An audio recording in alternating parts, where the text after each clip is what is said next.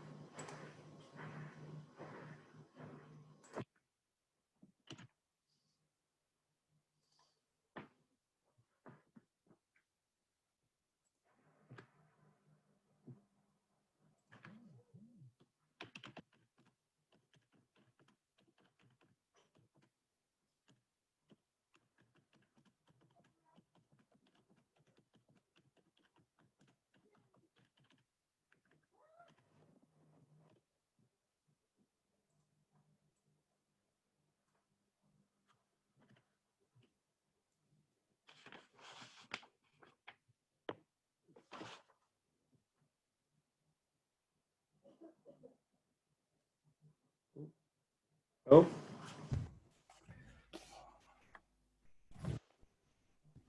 Good morning.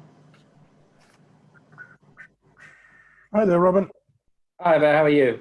Very good, thank you. Yourself, how's things? All right, a bit of a cold. Got one of those, you know, you get like a thing on your eye. So Yes. I've got to get rid of the vanity contacts today. I've got my accountancy look on today.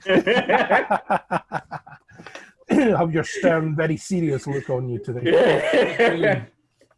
Hi, Julian. Hi, Kevin. Julian. Hi, morning. Hi, Tim. Sorry. Oh.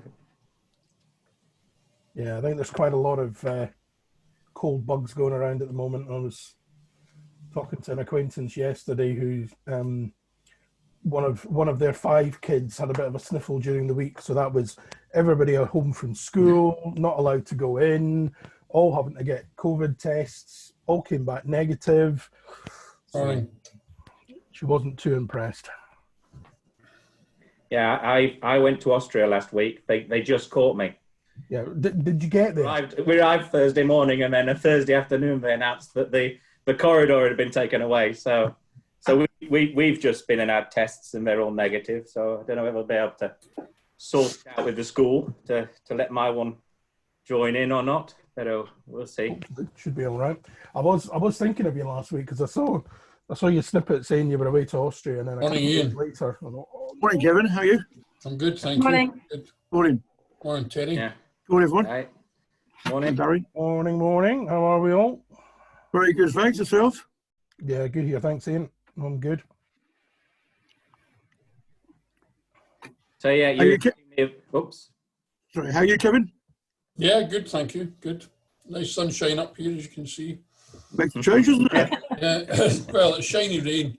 That would make Sunny sense, in Kevin. Bournemouth. It's being Dreich in Glasgow, so it would be nice up in Aberdeen. No, it's lovely in Glasgow. It's lovely up here. It's 90% blue sky. It's always sunny in Bournemouth. Yeah. Cool. All right. That's the advertising bit, is it? I used to always say that when I was in Bournemouth as well, Tim. Keep to the Sorry. script. Yeah. Yes, very like to. It's lovely down here. Yeah. I remember I went to Bournemouth once and it rained. Thanks. Great. Believe it or not, one of my claims to fame, Robin, is being in Bournemouth when it snowed. Really? I spent about a year working in Bournemouth, and the winter I was there. So kind of I'm talking atmosphere about that for about follows 5 you around, minutes. of course. You know, let's not get carried away. It snowed for about 5 minutes. Yeah. But you were only there for 5 minutes, Barry. So Don't give the secret away, Kevin. yeah. Everybody else. Christian, how are you? How's the hotel going? Good. Busy, I suppose busy in relative terms. Self-cation's flying. I think same everywhere, probably. Yeah. Mm-hmm.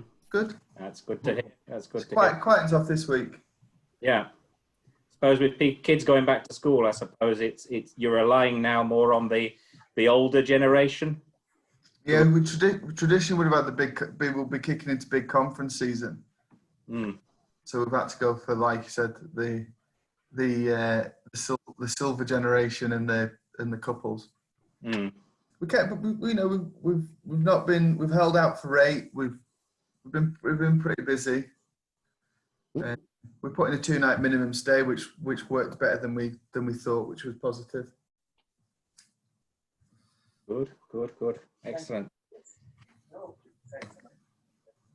Couple more minutes to go.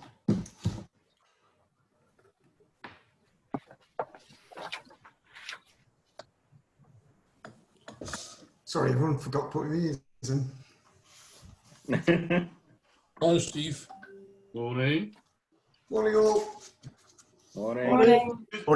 Just while everyone is joining, I was in Ireland last week, and my parents live in the Midlands of Ireland, so we decided to do a little hotel hopping. So I think we stayed at 4 hotels in 5 days, and one was 5-star in the centre of town, one was a 4-star in town, and a couple were over in the west of Ireland on the Mid-Atlantic Way, where they attract more tourists. And the thing that struck me, and it still sticks with me, is social distancing doesn't seem to exist in the dictionary over there, or the lexicon. There was 100% occupancy, kids running around, and the poor staff who were wearing masks doing their best to kind of make do, but there was no sense of any control over social distancing. So it'll be interesting to see if that has any repercussions.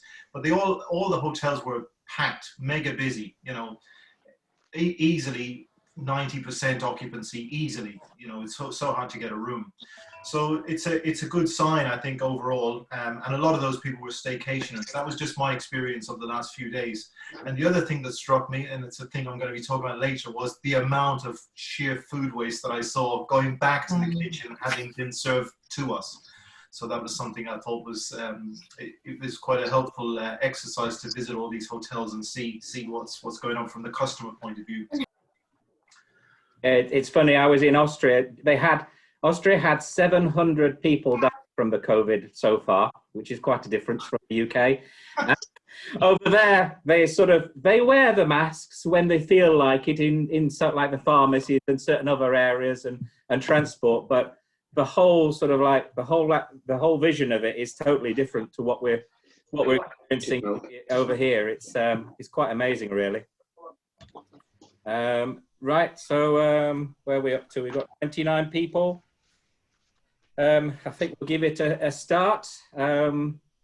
We've had interesting couple of weeks. I got a survey from Stuart Broster from BDRC, and it was some interesting bits and pieces. Not very positive, but there's about 5 out of 6 adults were worried that there'd be a second wave. The people who thought recovery would take place in this year was at 18%.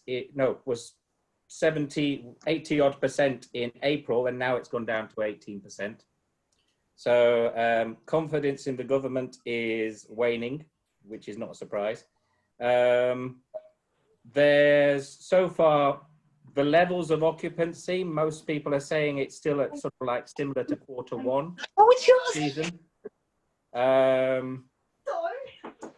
It's not good to have a button now. Just one second.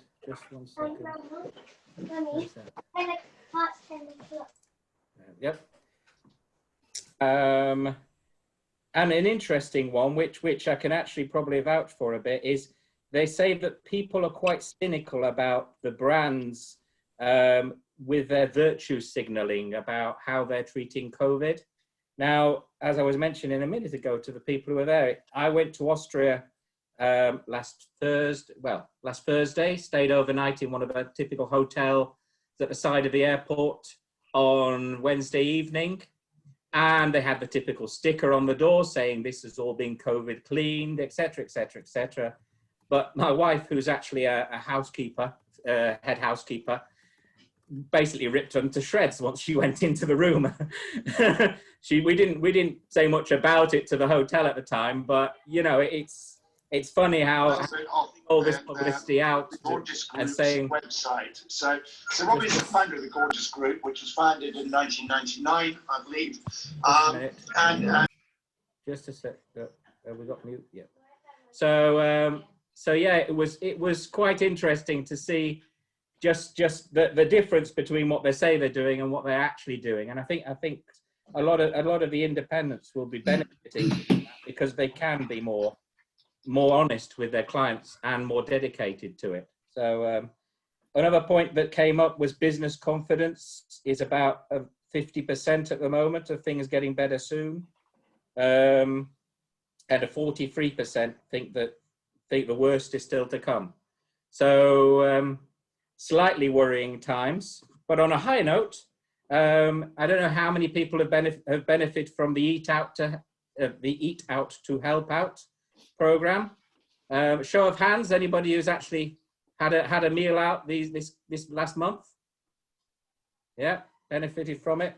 Well, according to the statistics, over 64 million meals consumed, and on the days concerned, it's probably about 61% higher business than the last year. So it's certainly been an interesting time. Does anybody know of any companies that are carrying it on of their own accord into the future months, or doing it themselves? There's a pizza chain in central Scotland, the DiMaggio's, that are doing it. They were on the news last night. They're doing it on their own accord. Mm-hmm.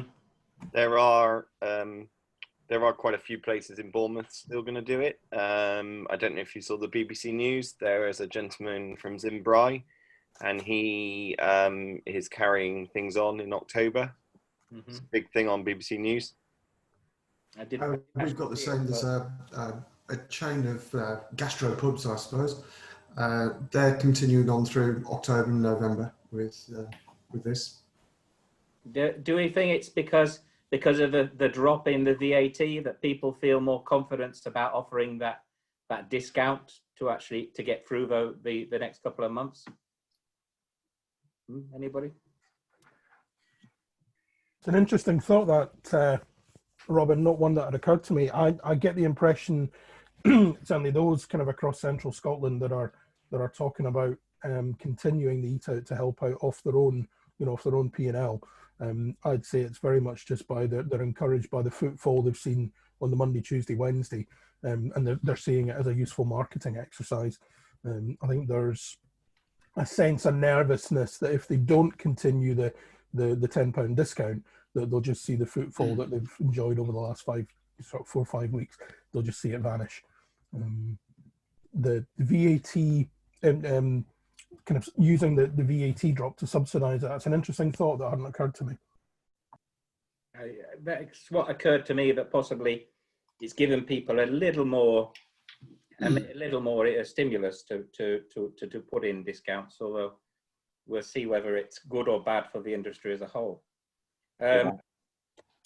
Tourism, according to statistics, tourism is losing about £60 million a day in foreign tourists, or has done over the past couple of months, which is quite shocking, but probably explains why most of the big cities, especially London, is suffering so much from the situation at the moment.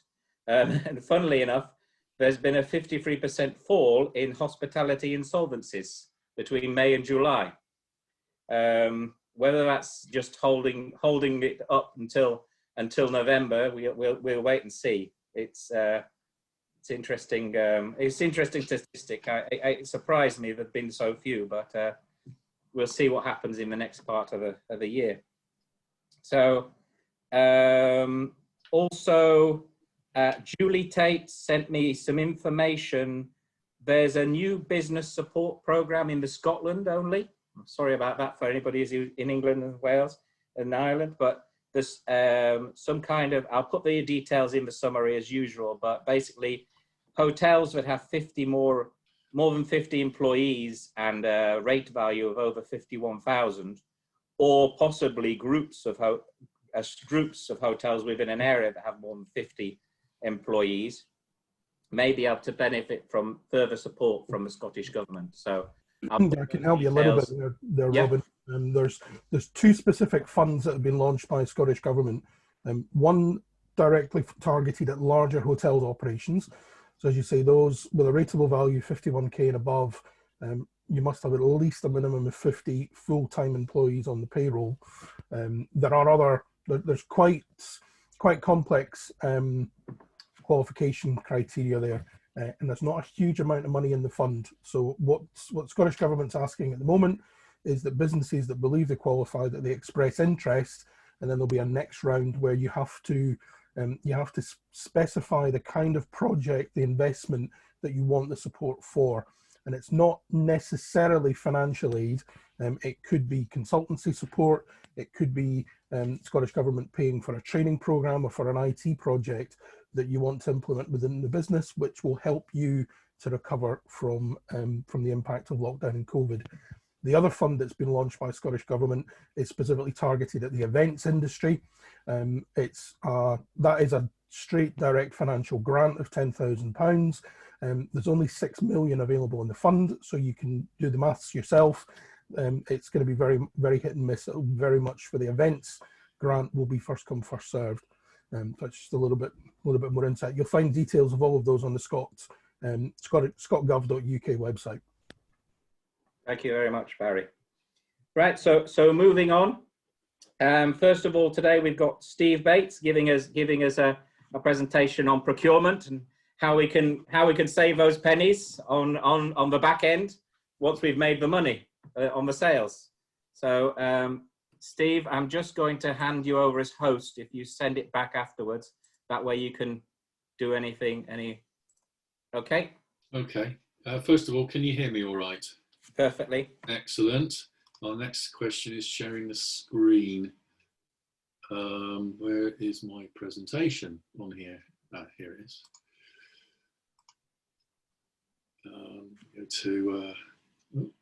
Just go to presentation mode. Is that in presentation mode for you? Yeah. Excellent. Okay, so and you can read the slides fine, yeah? Yeah. Excellent. Good. So I just want to cover off, and good morning, everyone.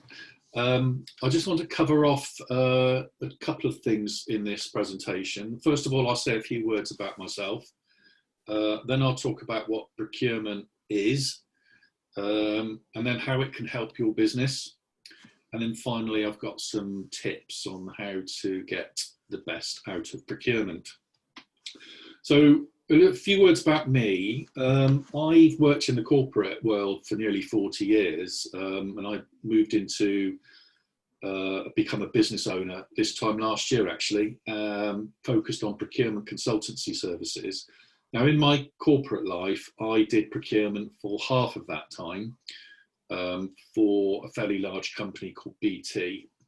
And then the other half of the period, I was flipped over to the other side of the table, and I was doing bids and tenders for a number of companies I worked for, dealing with other organisations' procurement departments, including the wonderful public sector. And so that's kind of just my background. I just want to go into what procurement is and what does it do. And I have seen evidence from my time doing procurement, whether I've been doing it myself or bidding into other organisations, where the cartoon there is very much reality, where procurement is seen as a transactional activity without really any strategic approach. But there are, if you might already be aware of this, but procurement is founded on what's known as the 5 rights. So procurement is all about getting goods and services at the right quality, the right quantity, to the right place, at the right time, and at the right price. Now, there is a specific order to that. And in fact, you have to really start with the quality, because if you don't get the quality requirements right, then the rest of it is probably doomed to fail. So when it comes to quality, you have to define what your requirement is. What's the specification? What's the standard of what it is you want to buy, so that you can meet your own goals for your business. And it's also where you would define things like your ethical policy, whether you have specific requirements around environmental procedures or anti-modern slavery processes. You want to make sure that you're dealing with good quality suppliers. So that's where you would deal with quality, and I think that is the starting point. The rest of the order of the rights doesn't matter other than the last one, but I'll do them in this order here. So the right quantity, you might get a much better price if you buy lots of it. But of course, you end up having storage issues. You might have to tie up your working capital, and you might end up with waste as well, because you're not able to use all the goods that you've bought, and it just goes to waste, and you have to throw it out. But on the other hand, if you don't buy enough, then you might have issues with your being able to meet customer service. The right place is a subject all on its own within procurement. It's known as logistics, and it's all about getting products from point A to point B to point C, etc. And it also covers, where do you get your supplies from? Is it somewhere a long way from the UK, and you've got quite a long supply chain, and you want to understand what the processes are from getting it from wherever it is made to you, and understanding the steps in between. So that's getting the goods to the right place. It's also important to make sure that you get the goods to the right time at the right time, because if you get them too early, then you've got holding costs. And if you get them too late, you can't meet customer service. And then deliberately at the end is price, because there is a common misconception that procurement is just about getting the lowest price and nothing else matters. And that is not true. So if you get all the other 4 rights in the correct for your business, then you're in a good position then to run a competition and get the right price. So that's the sort of basics of procurement. I just want to share with you some surveys, if I can move it forward. There we go. Yeah. So if you look at the left-hand side, and this sort of supports what I was just saying about, don't just focus on price alone, because if you do, at the expense of other things, you might have a load of extra costs or time that you use in managing the suppliers that you've contracted with. And of course, we all know that time is money. So, and you can see examples there of, price is a significant element of your total cost base, but there are other things that you need to do, like you've got to deal with suppliers, you've got to sort out problems of your suppliers. You might find that they're really poor at the accuracy of their invoices, and you've got to spend a load of time checking them. So it's important to stress the total cost of ownership rather than just the price when you are procuring goods and services.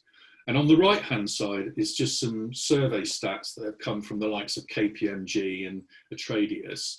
And the very first one is an important one that I will come back to later. You can do a great job at reducing your cost base if you really focus on it. But the problem is, once you stop focusing on it, 95% of those costs will come back. You can see that there is a poor record in the SME space that around the quality of the invoices, and quite often they will be wrong and will need to be checked to make sure that the billing is corrected.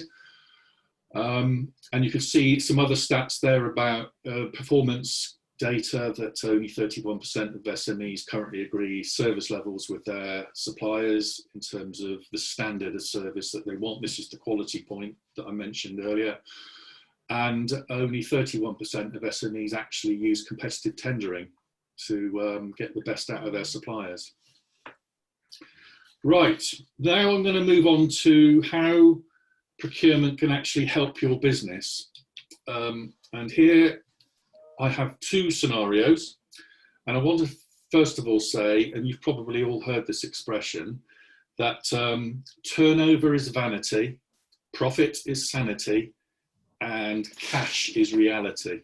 So this is the bit dealing with the sanity part and how procurement can help drive up your profitability. So in the left-hand side, you can see what I would regard as a growth example, where the turnover of a business is 3 million. These are all made up numbers.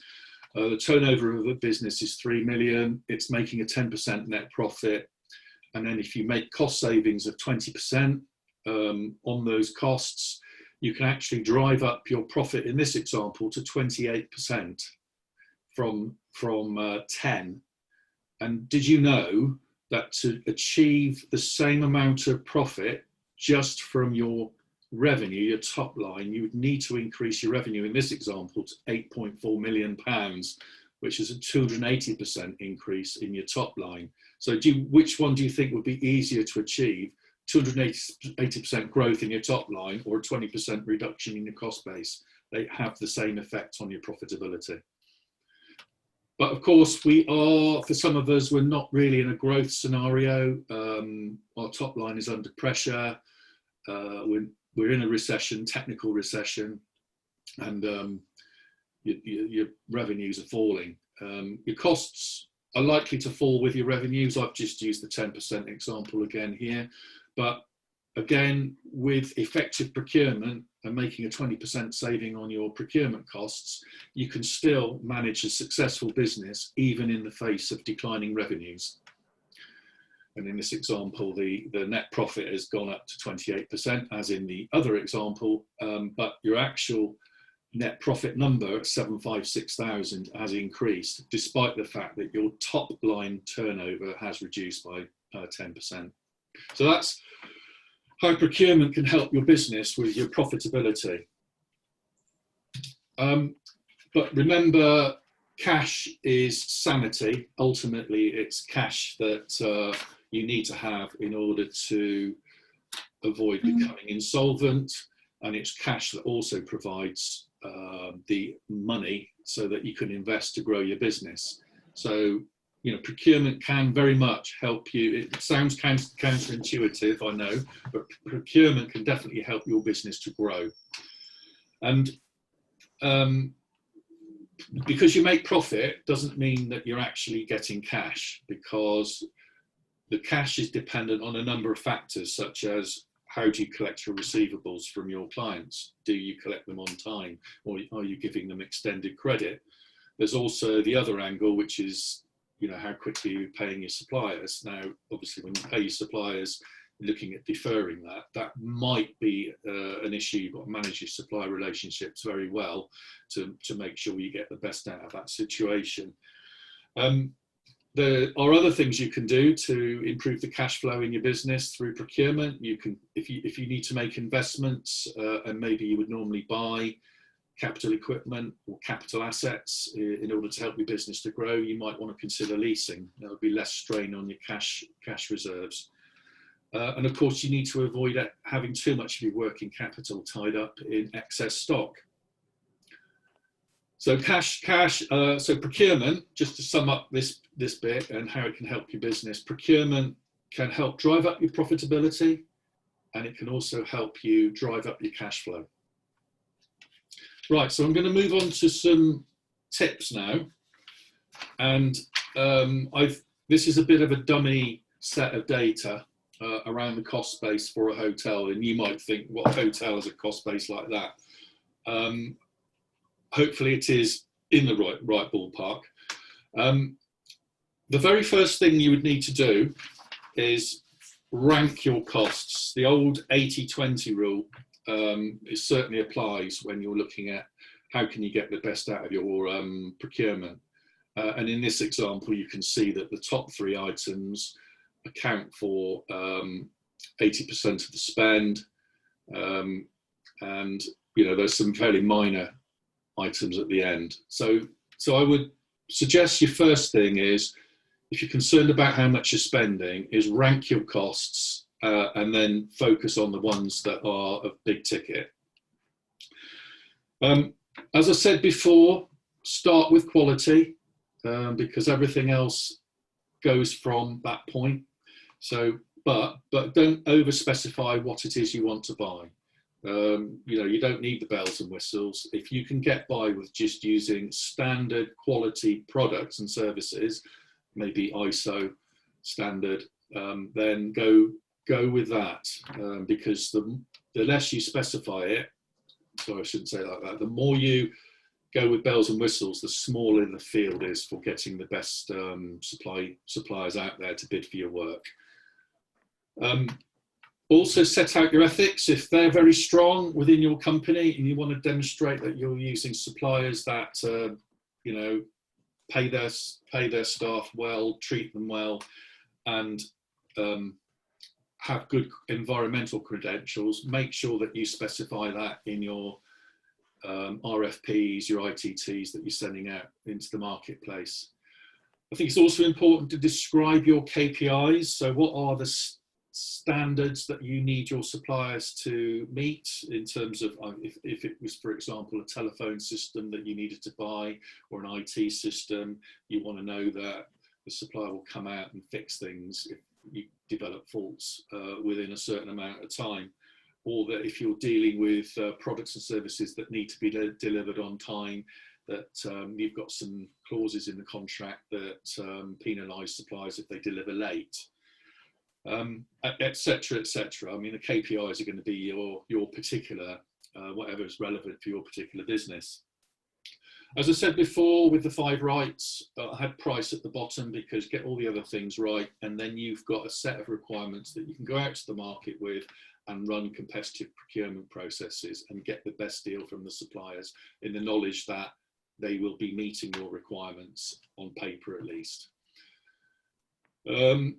Watch out for contract end dates. This is an area where you can get caught out. So you might think you've done a really good deal for a 12-month, 24-month period. The contract comes to an end. The supplier might then be thinking, well, let's see, they just will roll over and go on to out of contract rates, which will inevitably be higher than in contract rates. Or even worse, you then find that because you've rolled it over, you're now into a new fixed term period where you haven't been able to test the market. So it's important to watch out for those dates. Also, and this goes back to my leasing versus capital equipment comment earlier on, consider investing in new IT. It might help you, while it's an initial investment, but you can do it through cloud computing, cloud telephony these days, so you don't have the big outlay, and it might help you get reduced, it might get you increased efficiencies in the way that your business is run. And then, you might think procurement wouldn't cover these areas, but it certainly can. You might want to consider invoice financing, which will help you with cash flow. I'm not sure how relevant it is to the hotels business.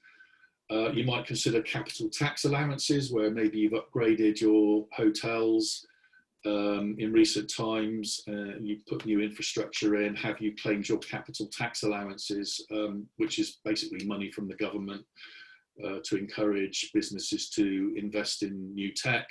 And are you happy with the business rates that you pay? And could you look at maybe a review to see whether you can get a better rate? And ultimately, you have a contract with a supplier that you've awarded as a result of your competitive process. You need to make sure that they deliver to their contract terms. So don't just put the contract in the drawer and then pull it out when there's a problem. Make sure that you know what their obligations are, especially the ones in the early days, and that you're managing them to their obligations. So they're my tips. I've got one more slide, which is to do with processes. And I mentioned earlier on about the 95% of costs that come back as a result of you've made the savings, and maybe in the recession you've got rid of a lot of costs.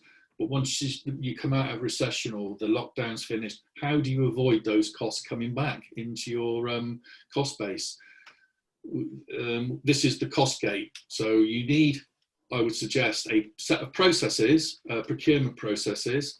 And if you haven't got a procurement policy, I would suggest it would be good to have one, which then is briefed out to everyone in your team.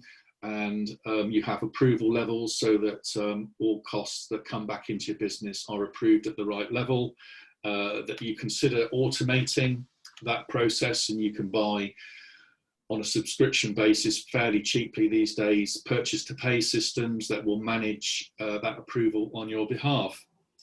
And then ask yourself, are those costs essential as part of that process? Can you keep them out? What costs in the last sort of 3 or 4 months have you done without, and that you just don't want those costs coming back? Ask yourself, what haven't we missed in the last 2 months?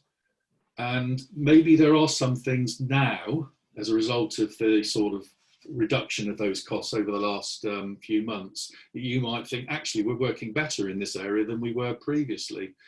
You know, let's just make sure those costs don't arrive back in our cost base in the future.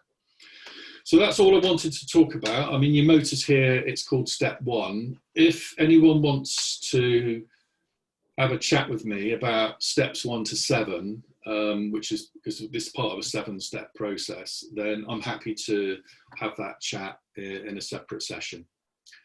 Anyway, hopefully you found that useful. I will now hand back to Robin, if I know how to do. If you, at the top of your screen, you can stop sharing. Yeah, done that. And then if you click on participants, yeah, at the right-hand side, there's a button next to me says more, and you can rename me as host. Thank you very much for that. Has anybody got any questions, Steve, about what he's been mentioning? No? I thought it was very interesting. There's a few points which always strike me as a financial controller, especially in the luxury market, is this whole idea of the quality of the product and the quality of the service. Sometimes you have to almost sort of like do that decision of whether you pay a little bit more for your quality of your product and your service, or you go for the cost saving. And that's the balance that a lot of hotels fall down on, either because they go too far to one side, or simply they're not constantly analyzing that balance to make sure that they carry on along the same lines. And all too often I've seen hotels where they've let the quality slide, and that's affected their sales, which has affected their profit. And it's a very tricky one. Another one there, which is good, is the ethics. But in the survey, I didn't actually mention it, but especially now after lockdown, there is a lot more interest for clients wanting ethically sourced products, possibly even British sourced products because of things that are on the horizon.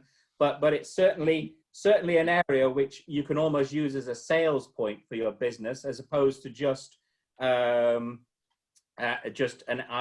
personal views. But of course, an ethically sourced product may be more expensive than a non-ethically sourced product. So again, you have to weigh up how important to your business those things can be. The IT side of it's very important. If you have there's a lot of good, well, there's specifically one good procurement system out there which will allow you to analyze your food costs, and if you know how many potatoes you're buying a year, it gives you that power to go back to the supplier and push them for a better price. So often, even though you pay a little bit for an IT system, at the end of the day, it can save you a lot of money when you come to sit down with your suppliers and actually negotiate things. Another comment there, rates. In one client I worked with, because their revenue had dropped in previous years, we actually went back to the council, had a rates review, and actually had the value of the property reduced, which reduced their rateable value. So under present circumstances, that may be something worth talking to with with a rateable value consultant to see whether after what's happened this year, there is a way you can actually be reducing your rates for the coming year. And I think the most important is constant analysis. It's no good kicking into doing all the processes of getting your control on your costs and everything, only to then stop doing it, stop controlling it, and find it all comes back and to haunt you again. So some very good points there, Steve. Very good. And obviously, the biggest issue with especially food procurement and food costs is whether it gets to the plate of the client and whether that client actually consumes it. As I said, I was on my trip to Austria the other week.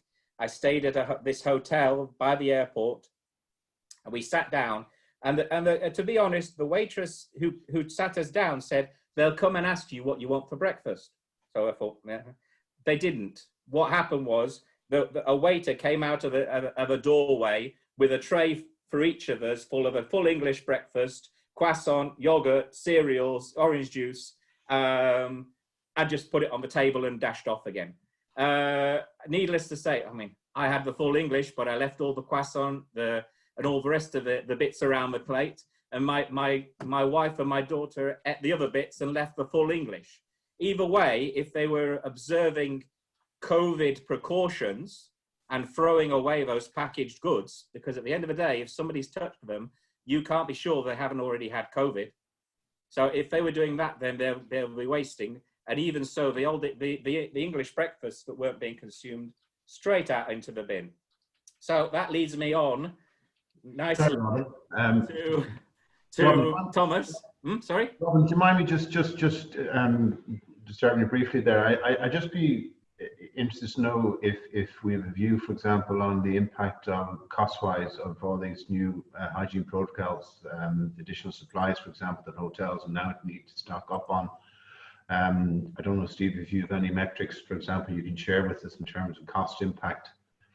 I mentioned a figure of 3% turnover in terms of additional costs there about, I think, 6 weeks ago at this stage, but that was just across a couple of hotels. And I'd be interested if, for example, there's a view out there that, you know, as we develop, thinking on this pandemic, whether or not in the commercial impact, whether or not, for example, at some point we might see hotels charging an additional fee or supplement to cover the cost of, you know, for example, hand sanitizer, additional staff, etc. Is there a view there that one, that there is an established sort of cost impact, and two, whether or not there's a potential, let's say, or an appetite to charge customers a supplement? Anybody? Are you still there, Steve? I am, yeah. I haven't got the data, David. I mean, I would say that, you know, there are going to be some costs that will be increasing as a result of the pandemic. It's just the way it is. I mean, PPE, is PPE something that would be used in a hotel situation? Well, for example, gloves, face masks. Yeah. So those sorts of things probably increase because they're not things that maybe in the past were procured. So they will go into your cost base, be part of your P&L. And therefore, how do you maintain your profitability in that situation? Maybe there are some other costs that you've allowed to increase over time, haven't really spotted it, the contracts have rolled over, and now's the time to put some focus on it. Well, it does certainly mean in terms of labour, you know, you have much more, let's say, effort going into cleaning rooms, preparing for staff, for guests rather, that you've obviously additional staffing hours, perhaps additional staff needed to cover additional cleaning shifts. This isn't necessarily generating any additional revenue. If anything, this is just allowing the hotel to operate. At some point, I think that we will probably reach a tipping point where there will need to be a conversation with the customer about whether or not they're prepared to pay a premium for perhaps enhanced levels of, and I take the point earlier on, Robin, about the fact that, you know, some brands are, you know, wearing these badges, you know, in terms of their hygiene protocols, etc. And the reality on the ground is that, you know, it's nothing more than a cosmetic exercise, and quite a cynical one at that.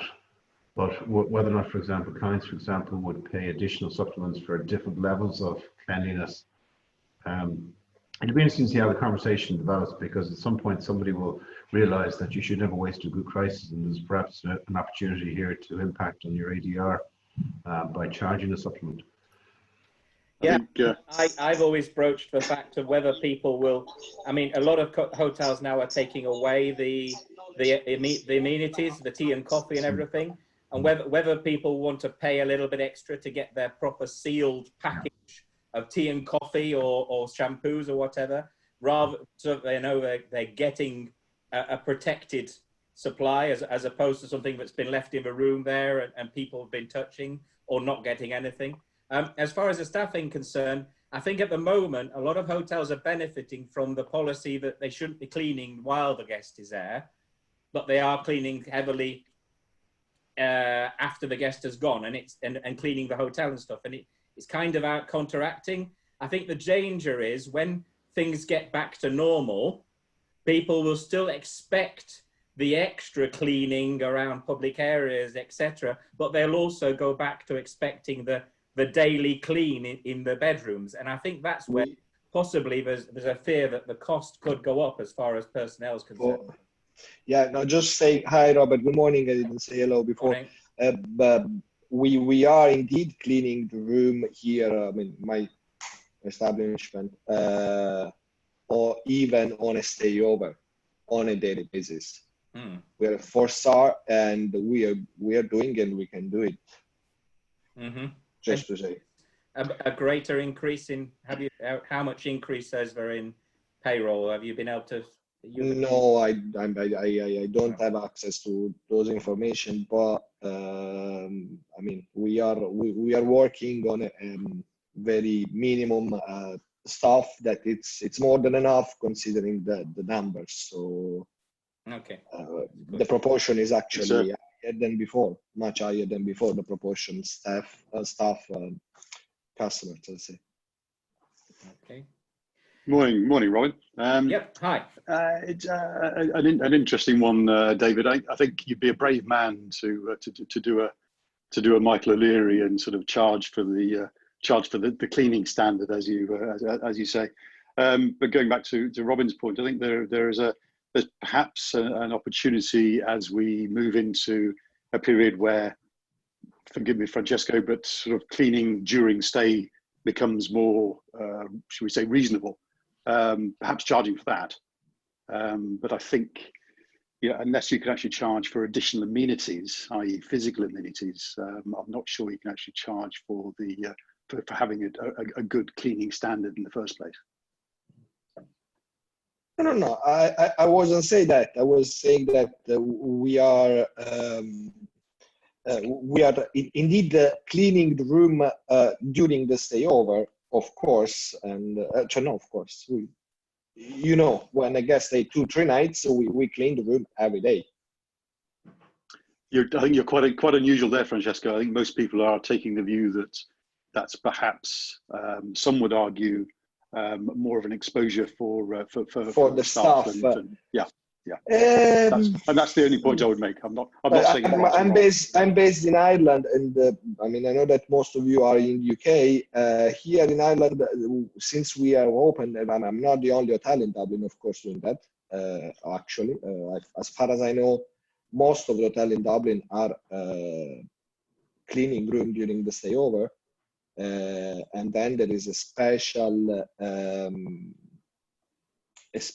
of course, it's limited, but it was limited even before. When you clean a room as a stay over, you don't clean the room as a departure, of course. And when we do the room as a departure, we leave the room 24 hours before we first strip the room, and then we leave for 24 hours before cleaning and put on sale again. This is our system in my organization. Christina, Hi, everybody. Just to Francesco's point, Not all hotels in Ireland are actually doing housekeeping stay over cleaning. I think, Francesca, you're probably the only hotel in Dublin that's doing it at the moment. We run properties in the UK and in Ireland across the country. We're not doing it as part of the government guidelines which Fáilte Ireland and the Irish Hotels Federation sent out. We do offer clean linen to the guest, should they wish to have clean linen or clean bed linen, but it's up to the guest to change the bed linen themselves and pop it outside the door following the government guidelines. We did originally think about doing, to that point of actually doing like, you know, a COVID box at one stage, in particular for the UK properties where the guest could buy additional cleaning amenities. However, we actually spoke to a different company in Turkey who were doing the same, one of my former colleagues, and there wasn't an uptake on it. And as you can imagine, the UK and Irish guests would be very annoyed if they had to buy hand sanitizer and a mask and everything, to Tim's point, during the stay. I'm a revenue manager, so for me, it's a great way of driving additional revenue to the bottom line, but it does come with a cost of your reputation. And I think that's the one thing that people need to be very mindful of. We've had to absorb the cost, in particular in rooms that hotels that just function solely on rooms, which is unfortunate.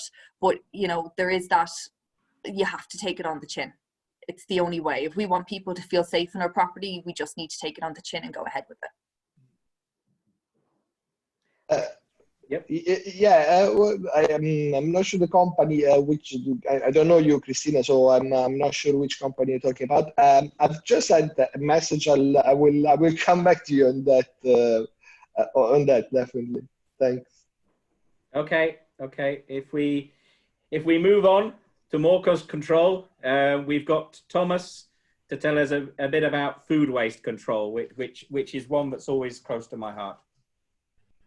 So, just need to share my screen. There we go. Yeah. And bring this one up. Share. And hopefully. Yep. Right. Can everyone see that? Yeah. Yep. Excellent. Okay. Good morning, everyone. How are you? So food waste in hotels, own it, embrace it, reduce it. And really what I wanted to focus on was the earlier parts of that, the own it part and the embrace it part, because then if you do that, the reduce it part will just automatically follow. Just the reason that I suppose I'm here today is that I connected with Robin through the Institute of Hospitality, and we got talking, and I happened to ask the question about food waste, and it drove a very good debate about what was happening in various businesses. And the reason I asked the question is because I have a company called Kitchen Sink, and we are a sort of marketing funnel business, if you like, so websites and all things to help a company to drive their brand awareness and to basically try and grow their business through digital and marketing. And one of my only key, I launched the business in January, got a number of leads to grow that business, and of course lockdown came and everything goes on hold. But luckily, right at the beginning of the year, I had gone into a brand partnership with a company called Chef's Eye Tech, who are a food waste measurement technology business. And what's happened is I've basically worked with them very closely on developing their brand, because they have an amazing product, which I'll talk about briefly at the end, but I'm not here to just sell their service. I want to talk about food waste on the whole. But what it meant was, during that journey with them, I have kind of come to understand more about food waste and realized that there is so much you can do.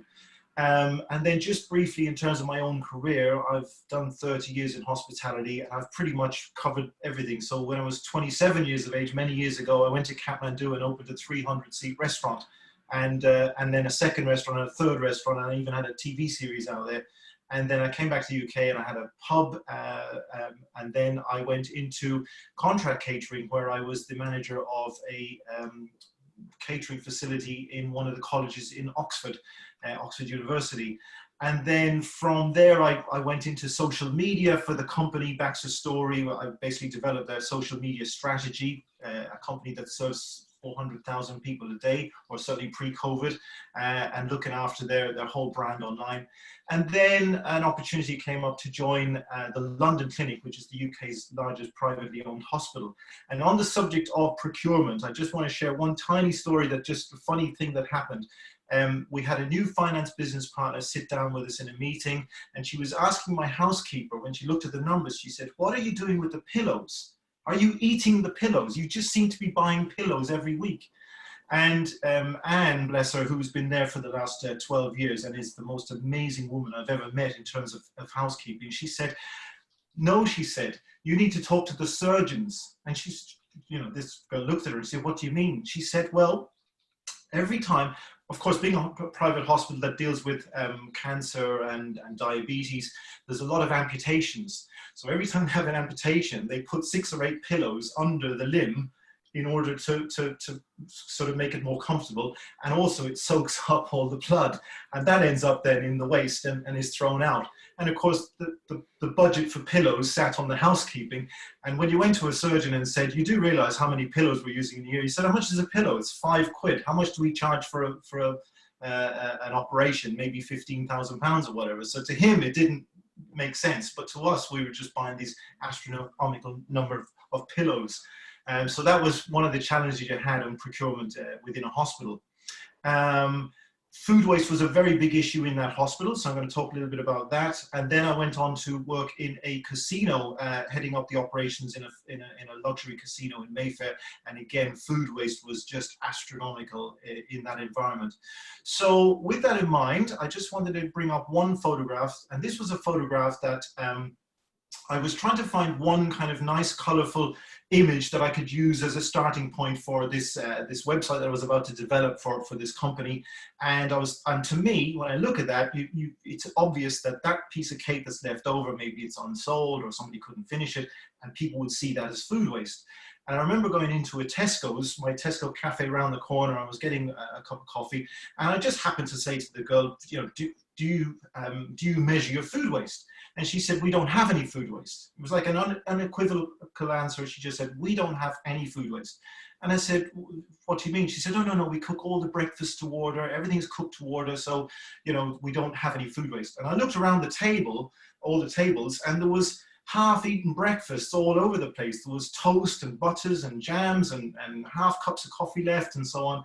And of course, what it really said to me was that there's a lot of food waste happening in a business that people don't actually recognize or realize. And one of them, of course, is plate waste. So for me, the cake that's left over is the overproduction. And then there's the hidden, once it leaves the kitchen, the chef thinks that's it, my job is done.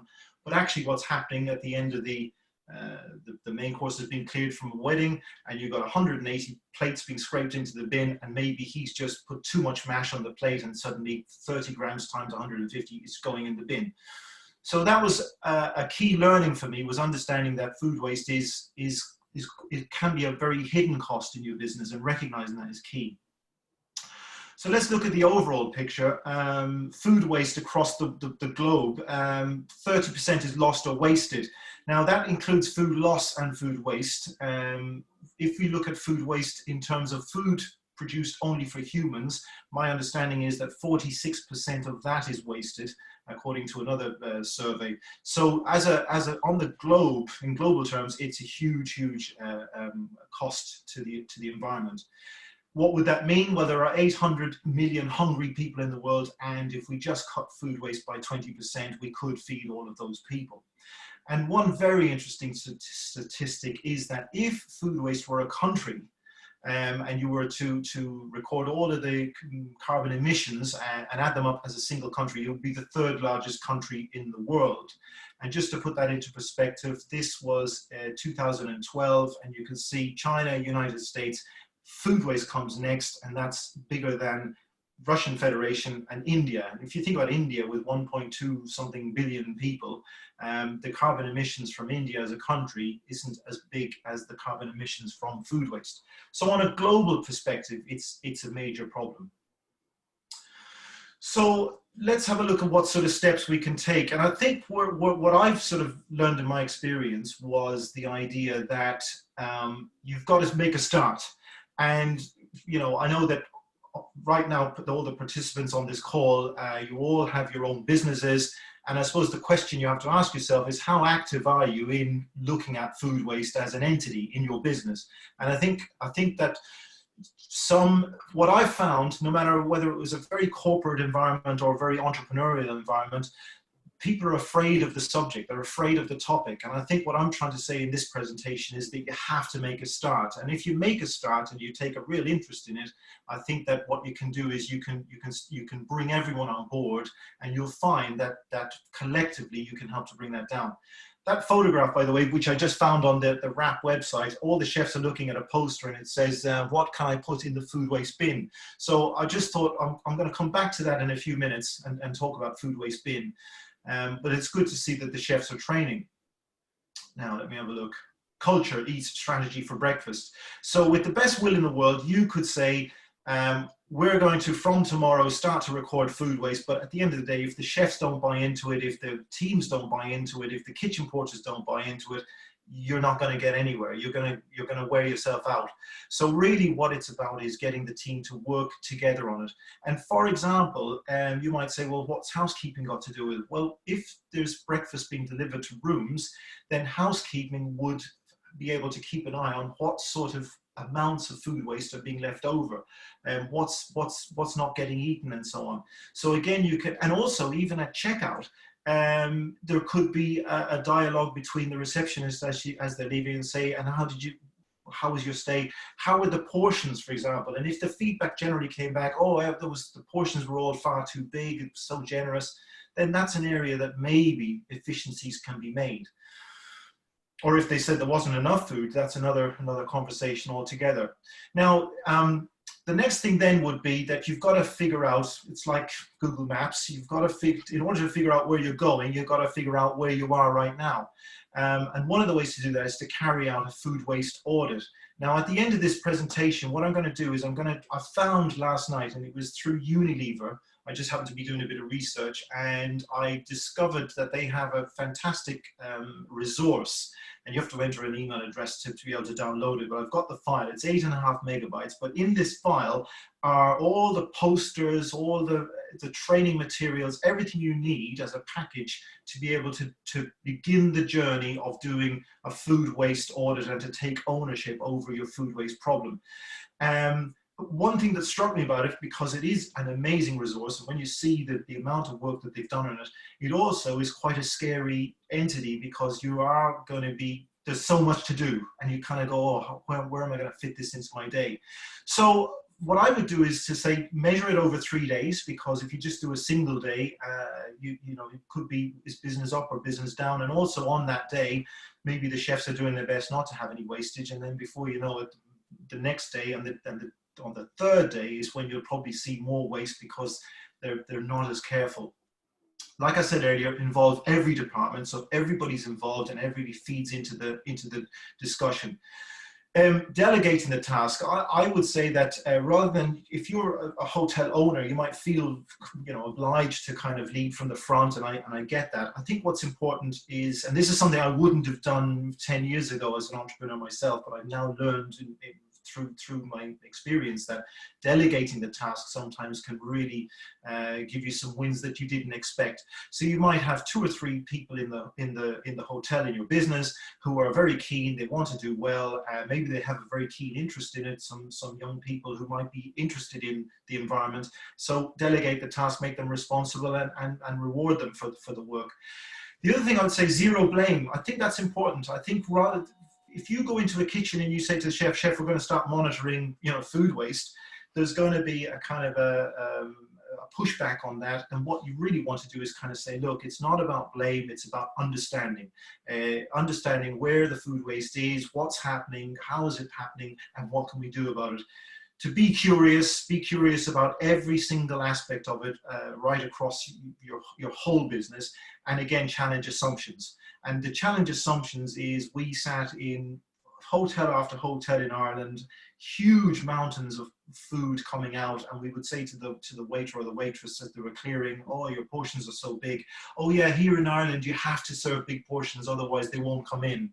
And I challenge that assumption. I wonder if there may be 1 or 2 agreeing with that, but I would say, well, you know, maybe you could reduce it by 20 grams and 20 grams until you start getting the complaints, and then you bring back that last 20 grams and you're there, you know. So that's what I would say about carry out an audit. That's an important point, to understand where you are today. And like I said, the file I'm going to share will have all the resources you need to do that. Then I would say lead with training. And what I've found with the training is that very often people don't even know the language. They don't know what they are, what it involves. So what's the difference between overproduction, trim waste, plate waste, and so on. So it's really about saying, look, even if one or two people in the kitchen feel they know a lot about it, let's start with the kitchen porter who doesn't know anything about it. Because if you bring the kitchen porter on board, they probably will recognize more food waste than anyone else in the building. So start from the very, very basics of the entity of food waste. Set the ground rules. I think that's an important point. One of the things that we did at the London Clinic was to implement we had guys there who'd been there 40 years, standing on one section, just doing the same dishes every day for as I said, for 40 years. So what we did, we designated one bin outside the chef's office as the food waste bin. That was it. That's the only bin you can put food waste into. The chef said, if I find any food waste in any other bin, then there'll be consequences. And then what it meant was the guys had to walk up to the chef's office, and by the window, they had to put it into the bin, and he could keep an eye on what was going on. One day he happened to be walking around the kitchen, and he found that somebody had taken, I think, something like 8 or 12 sirloin steaks or something, or fish or something that had gone off. And obviously they were very embarrassed about it, so they buried it in another bin, and he found it. He saw it there. And because we had made this policy in the kitchen of saying that that's the only, we then found out who had put the food into the wrong bin, and obviously they were trying to hide it and so on. And then we involved HR, and that person got a written warning. And you might say, well, that's very strong, but at the end of the day, it never happened again. And then suddenly you started to make real changes, because some people really respond to being encouragement, and other people just respond to maybe a little bit of discipline. So like I said, hold accountable. Each section has to be held accountable. Each department has to be held accountable. And the chef, as running his section, his department, has to be held accountable.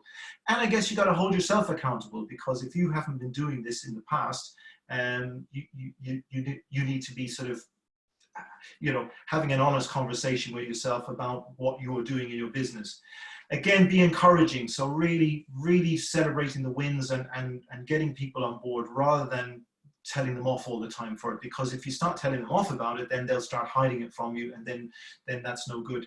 One of the key things about setting targets is, in the audit, you might say, well, we've discovered that we waste X number of kilos in a day, and we have X number on average customers in a day. So now you have a metric of, let's say, I don't know, 400 grams or 300 grams per person. So once you kind of know that from your audit, you're able to then say, well, let's set a target of 250 grams per person. So finding the targets that you can set to your chef and your team, and then have them work to those targets. And if they meet those targets, then try and tighten them up and set leaner targets. Again, question assumptions. If the chef says, and I'm looking at the picture there of the chefs doing the prep, if the chef puts a strawberry on every dessert plate going out, even in the middle of winter, and then if you ask the kitchen porter to keep an eye on the plates coming back, just have a look at how many of those strawberries might come back and get thrown in the bin. I know that in 2 hotels we stayed in Ireland, they kept putting a strawberry on the champagne glass, which, it's just something we're not into. So that was a strawberry that was wasted. And I just wonder if you need to put a strawberry on a champagne glass, when the champagne has been able to hold up on its own flavor for the last number of 100 years. So again, anything that you see in your business, rather than sort of just looking at it at face value, drill down into the root cause. Why is that happening? And in order to understand how that food waste is happening. Changing mindsets. This is a really interesting one, and I'll come back to the food waste technology bit in a few minutes. But again, changing mindsets. So everything I've said so far is about trying to build a movement towards recognizing and accepting food waste as an entity and trying to reduce it. So leading by example is the first step in getting there. incentivizing ideas. So maybe have a little bit of a competition or something running on a monthly basis, and if anyone who has an idea for reducing waste, maybe they put a piece of paper into a box, and at the end of the month, whichever is the best idea, or the idea with the most effective cost-cutting idea, maybe they win I don't know, a bottle of Prosecco or something like that. And again, celebrate the wins. Any little area where somebody discovers a food waste happening, and it could be in another part of the hotel that was unexpected, and it could be around food waste in the staff canteen, for example. So it's about celebrating those wins and letting people feel really empowered that anything they can do to help reduce food waste is helping the business. And if there is a problem, if there is an issue, if somebody is being very negligent in how they're wasting food, or they don't care, or they're not tuned in, then I would say keep calm and correct. In other words, try and be supportive of them in trying to change their mind, but don't be afraid of tools such as disciplinary action if you need to use it. Of course, we all worry about those sort of things, but at the end of the day, if you set out your policies at the beginning, then and you're very clear about that, and you provide the training, and you get people. We even had our chefs at the London clinic sign a document that says they understand and agree to following the recipe, because the guys who cooked the staff food didn't follow recipes, and once they signed that, we were able to then use that document against them when they didn't subsequently follow a recipe in a disciplinary meeting. Listen to your team members. Again, like I said, there could be areas of food waste that are happening in your business, such as the staff canteen, so that could come to light. And again, listen to your customers. If lots of customers are saying that the portions are massive, then maybe it's time to look at that and challenge the chef and say, Chef, I think we need to just address this. And again, get involved. And the get involved is really about the idea that I was in a hotel just before we went to Ireland, and it was down in Farnborough, and it struck me, it was a small boutique hotel, and the owner was stuck in a spreadsheet looking at his wages on the front desk and didn't realize how much food waste was going on in the operation behind the scenes. So again, it's, you know, walk the floor and show an interest in it, rather than just looking at the numbers and trying to figure out from the spreadsheets. You need to demonstrate that you care by walking the floor. So looking at solutions, there are different solutions. Obviously, the file I'm going to share with you is all the collateral you'll need to do a food waste audit. One of them then would be, like I said earlier on, to put a food waste bin into your kitchen.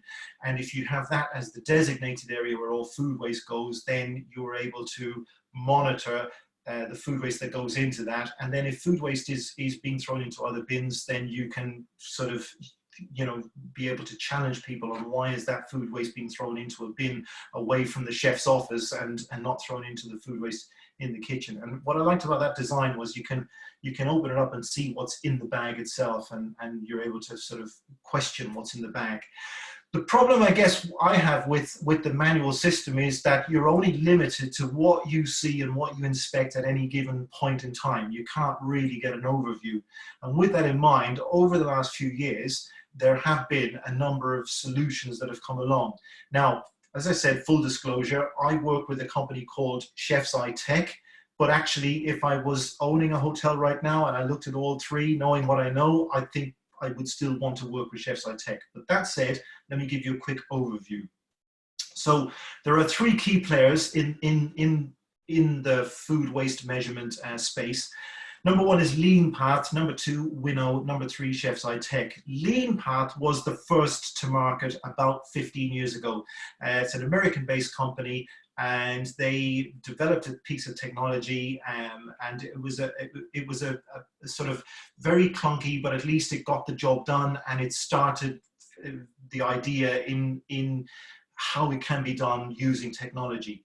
What then happened was, interestingly, a guy called Mark Zorn was brought on board at LeanPath. He was a management consultant for KPMG, I believe. He then came on board to see how he could help the company to grow and so on, and get further funding. But when he looked at the business, he was very impressed with it, saw the opportunity, and he went away and opened his own business using a similar kind of idea of the food waste technology, and that's where Winnow came along. And then Chef's Eye Tech, just to kind of put the final point on that, Ronnie Truss is a guy who some of you may have heard of, a company in London back in the 80s and 90s, Cutty's Seafood. He was one of the co-founders and directors of that. He also opened a bank restaurant and fish restaurant, the chain of restaurants. And it was in one of his restaurants, I think it was a Japanese or I think it was a Japanese kind of buffet type restaurant.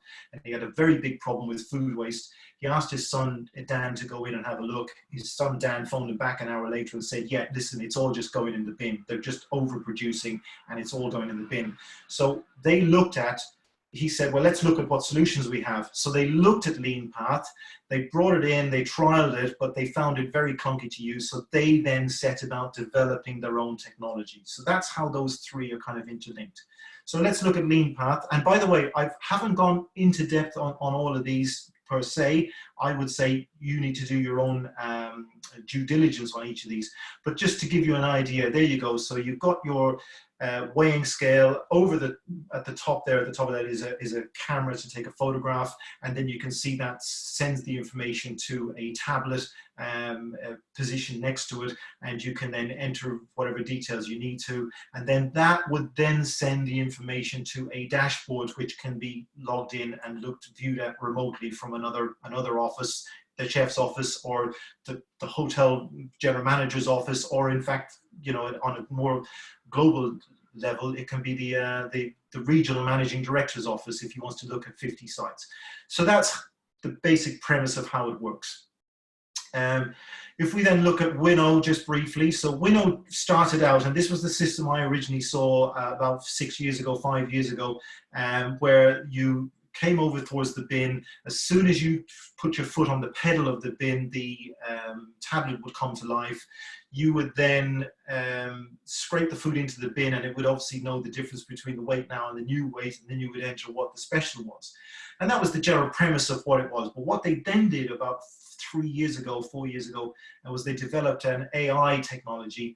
And the AI technology, so I'm going to bring up an image from, sorry, here you go. So that's the newly developed bin, and you can see that now that the tablet is actually connected to the wall. It's actually positioned, screwed onto the wall, so the bin is not, you can't move the bin around.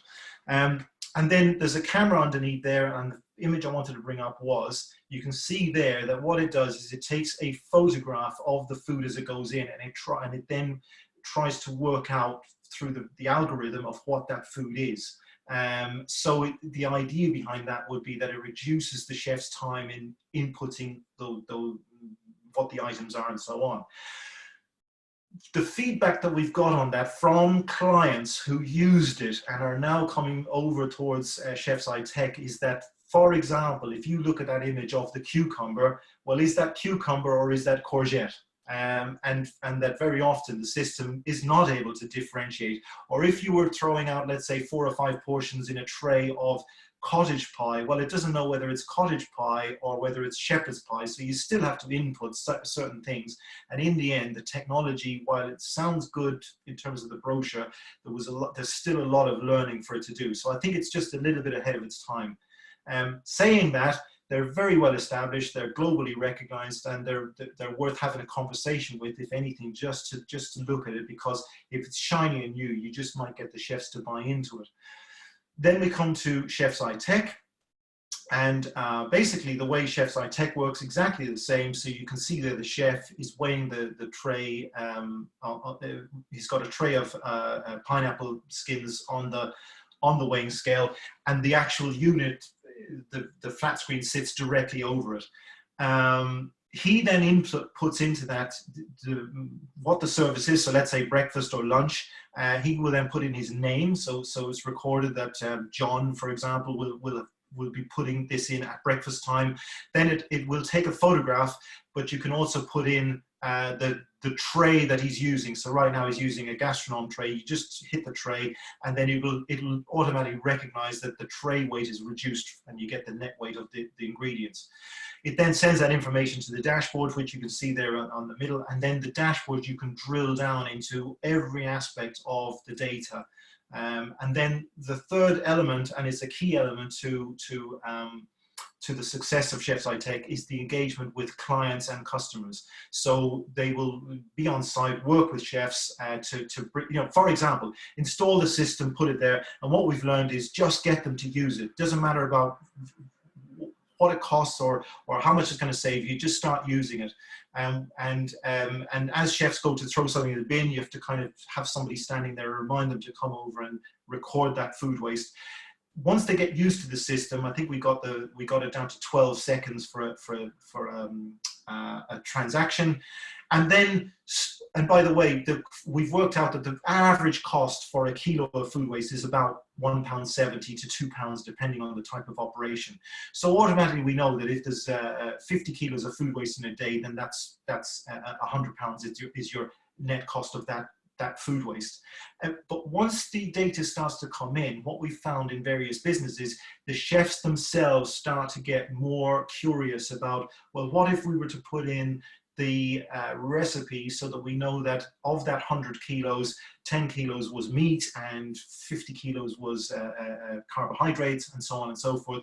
And then what they've also in certain businesses done is put in costings against those recipes, so now they can drill down almost to the penny for what they're doing. But it starts with just engaging them and using it on a daily basis. So that's, and by the way, we put that into the Hilton Metropole, Russell M Piazza. It's the largest Hilton in London, I think 1,200 bedrooms. I came back 6 weeks later and I said, Russell, what was the biggest difference you saw? And he said, it was the change in mindset. He said, now the chefs have this conversation around food waste that they never had before. So I think that was very interesting to me, that it wasn't just about reducing cost, but it was actually about awareness and kind of changing mindsets. So I just want to show you, these are real photographs from sites. These were taken from sites in Dubai, so that's why you might look at them and wonder what they are. But I'm going to show you just literally 9 photographs of food, photographed, raw, nothing changed, literally just the food itself. And all I want you to do is just think about the idea that right now you would find it maybe a little bit difficult to walk into a kitchen and look into a chef's bin, because then that could, how would he feel about that? But imagine if you every day could see, so that's tomato trimmings, for example, you could see these photographs on the dashboard, and then there you go. So what happened to those croissants, for example? And then we got some yogurt pots that came back. And I know that systems are changing and services are changing, but nevertheless, if that was going on in a business, you can ask the question. There's a rice dish, for example. Is there something that could have been done with that? And again, just some trimmings. And the trimmings there is everything from carrot and melon and so on. So I'm just curious to know why was that plate thrown out? So for me, what's interesting about the difference between Winnow, which takes a photograph of the food once it's in the bin, and the Chef's Eye system takes a photograph before it went in the bin, is that when you have the dialogue or the conversation with the person who was dealing with that specific food waste, you can ask them the question, why did you throw that in the bin? Whereas if it's already been in the bin, well, you can shrug your shoulders and say, all right, chef, sorry, I won't let it happen again. So I just wanted to share with you that the photographs can also be a very, very powerful tool in training and changing mindsets. So finally, all I would say is that I was going to write a long list of things you can do in your business to reduce food waste, but I thought it was more important for you to kind of feel a sense of empowerment, that maybe it's more about embracing it, it's more about getting the team involved, it's more about taking ownership over it. And then once you start to do that, there are tools out there, once you do a couple of Google searches on doing it manually, or there is technology that you can use as well. So just quickly here, tips to reduce your food waste: build awareness of food waste into your staff training. Plan Monday's menu against the Sunday roast surplus items. They're all things that you already know, so I don't need to go through all of those things, to be fair.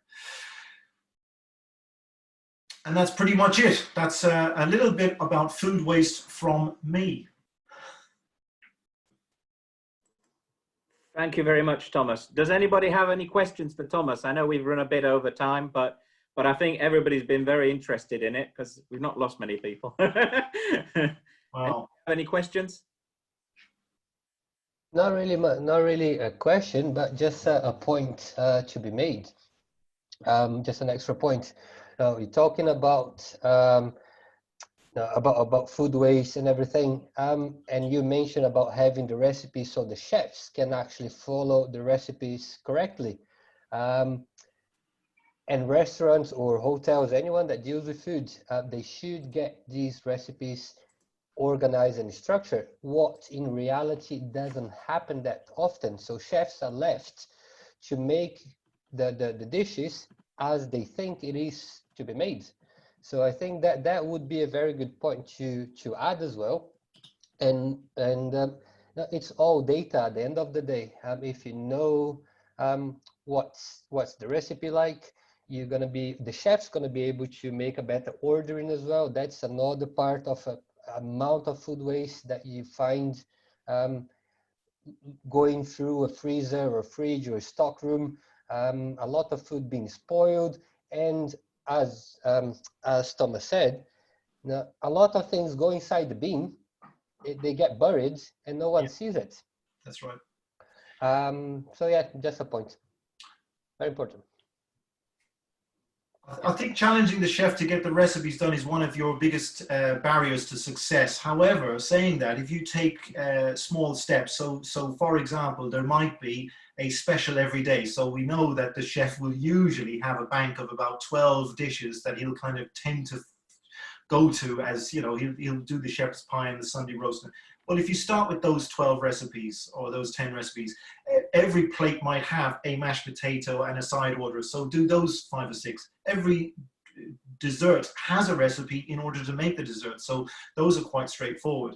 And I think before you know it, if you get the team involved, you can have a bank of 25, 30 recipes to plug in, which would be, as coming back to Steve's point about the 80-20, 25 or 30 recipes in your business might carry 60% of your sales in terms of food, the menu items, you know. So I would say that it's very easy to get caught up in the idea, oh my God, we have 80 items on our menu and we have all these different connotations. Where do we start? Well, actually, guess what? On a night, when you look at it, you've sold 15 of those, you sold 18 of those, and if you rank them in terms of sales, you'll go, well, why don't we record these 5 recipes and at least start with that? And once you've got a cottage pie, that's already a shepherd's pie, just a matter of adjusting the price on the meat. So it's a very important point. Coming back to the London clinic, the reason why recipes, there was 2 reasons why recipes was very important.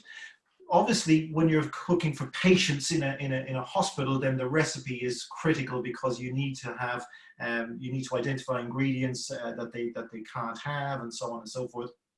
So what was happening was the chefs were working to very specific recipes for the patients, but when it came to the staff food, which was 1,200 staff, so the canteen would serve 600 people every lunchtime, and they were making 5, 6 trays of lasagna without a recipe. And one day it's over seasoned, another day it's under seasoned, and another day it's very runny, and another day it's very dry. So we got them to serve, to work to a recipe. But what then started to happen was 2 things. One was that they used to make a special for the patients and a special for the staff.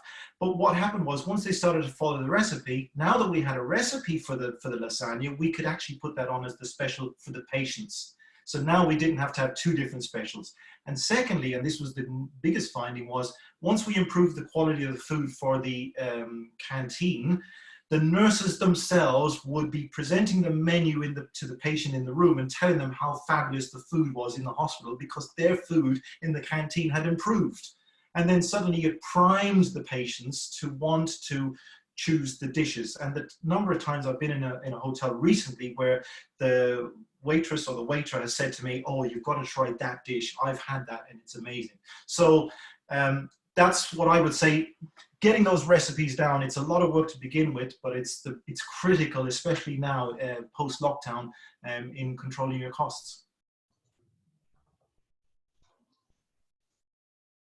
I think that's a, sorry, I don't know if you can hear me or not. Can you hear me? Yep. Yep. Yeah, sorry. Really good presentations from Steve and Thomas. Very interesting. One thing I would probably note about this, especially on Thomas's presentation, a lot of the systems that we're talking about, software systems and hardware, etc., great for your larger hotels, your bigger businesses. One of the things that we find with smaller hotels, restaurants, etc., is that part of the problem is it starts really with the chefs, with the people accepting orders. So many different, you know, it's down to individuals actually doing their part when they're accepting orders. So go back to basics, take the software out of these things. It really does come down to making sure your staff are checking off orders when they get them, making sure that the ingredients they're receiving are fresh, and all those kinds of things. And that really comes from the top and the management. So with all the systems in the world that you can have, and some of them can be quite expensive as well, it really does come down to the basics of still making sure and training the staff. I think that's probably the most economical way of getting the best out of your food and maintaining your GPs.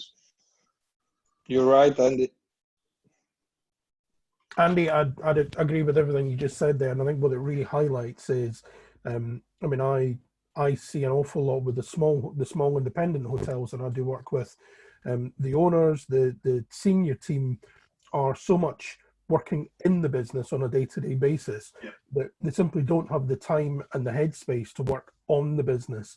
And the reality is that bit of time spent on monitoring purchasing, monitoring the goods received, managing the cost control systems, managing the revenue systems will actually pay off far greater than employing 1 or 2 extra people on the floor to look after your direct customers. So completely endorse everything you said. Yeah, I mean, look, we find ourselves banging our head against a brick wall so many times when, you know, we're doing the one of the services that we offer is outsourcing of bookkeeping and accounts, and we go through, and every month we present them their management accounts. We say, look, your GP's low on your food, blah blah blah.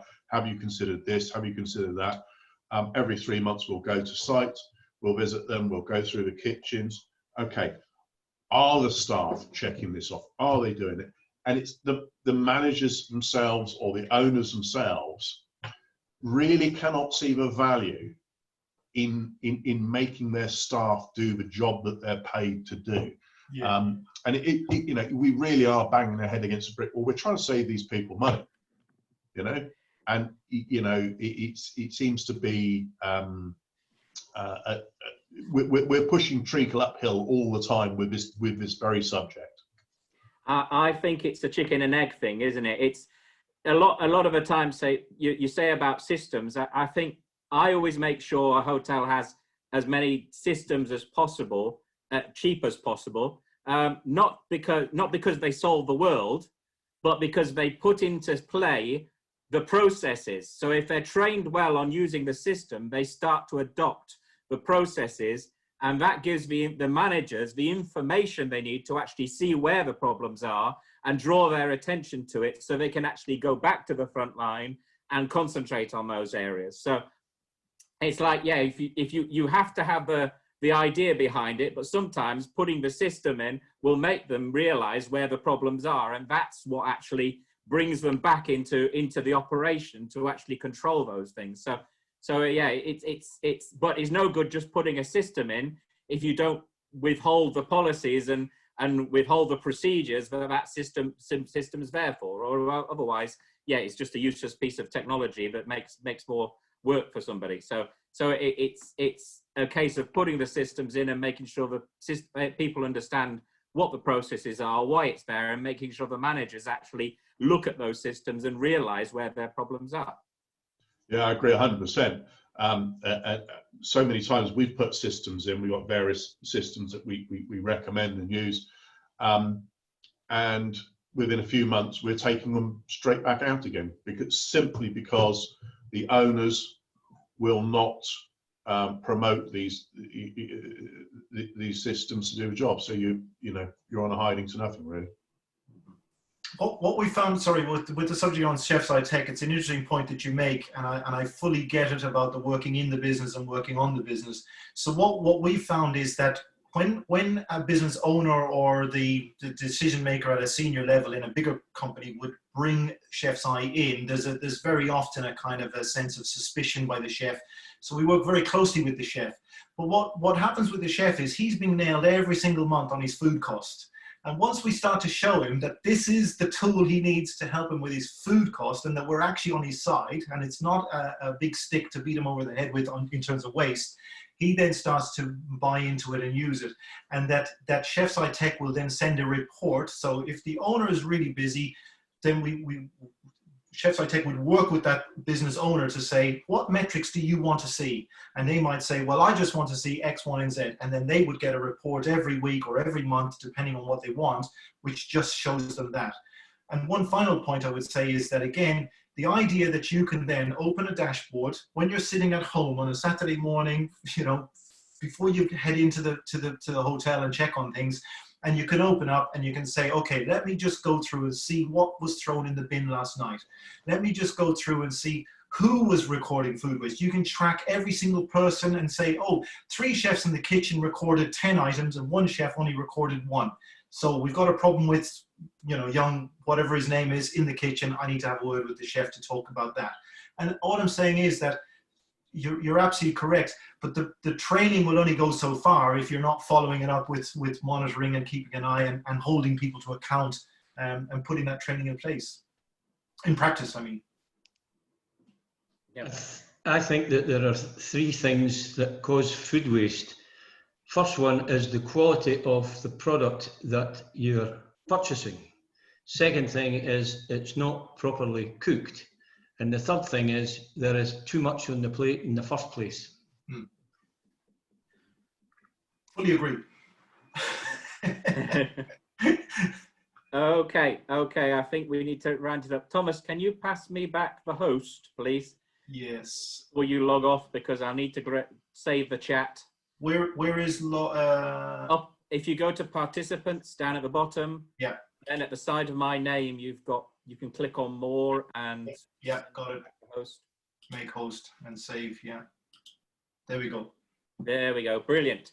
Right. Well, thank you very much, everybody, for attending. As usual, I'll be sending out the summary with details of what Thomas has been talking about and all the other bits and pieces we've covered here. Next session will be on the 15th in 14 days' time.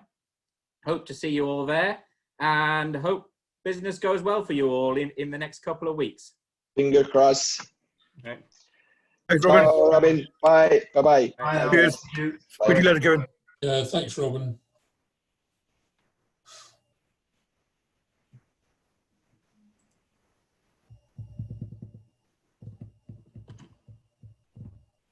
There we go. Hi, Thomas.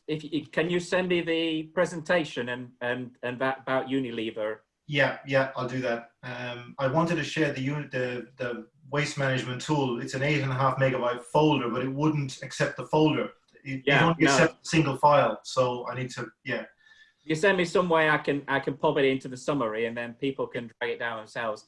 And then I'll send you a list of everybody the information's gone out to. So brilliant. Thank you very much. You'll know. So probably about 70 odd people who actually receive the summary. Right. Fantastic. I'm connected, but I usually include people who are interested. So brilliant. Thank you very much. Top stuff. Brilliant. And you. Thank you. Kevin, how are you? I'm good. No, that was good. 2 good presentations. It's a lot to take in. Food waste, everybody's got their own way of doing it, but it's a lot to take in.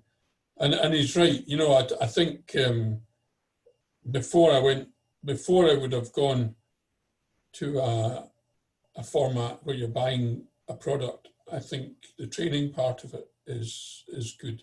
Certainly the last place I ran, we were doing an astonishing amount of meals, but all the recipes were recipes that we didn't vary from them. And they wouldn't let each other vary from them, so everything. And that's what we built our reputation on, was consistency. But we gave them far too much. And that was the original owner had that as a philosophy, so we never really moved from it. Yeah. And, but we gave them an awful lot of food, that's for sure. I suppose there's ways of giving quantity. Yeah, listen, people. So some people, you know, it's sort of like, you know, there's different ways of serving it so that you can actually, if somebody really... Well, I tell you, my philosophy since, I mean, my kind of mentor was the guy that started the hotel, but what I used to do was I never, ever, ever asked anybody if they enjoyed their meal. Never. I always said, have you got enough to eat? And then they would tell me how much they enjoyed it. And if they needed more to eat, well, potatoes and veg are relatively cheap. They're not getting any more steak. I can give them some more chips or a bit of salad or whatever. But very rarely I ever had to do it. You know, it's just, everybody says, yes, it's great. But it's the question you asked, have you got enough to eat? And people would tell you how good the food was. Yeah. Because if you say you're enjoying your meal, everybody says, yeah. And even if they're sitting there with a knife and fork there with a 3/4 of a meal not eaten, they always say, oh yeah, it's good. I'm not feeling very well, or whatever stupid thing. And then they'll write a review about you later on. No, very good. Thanks, Robin.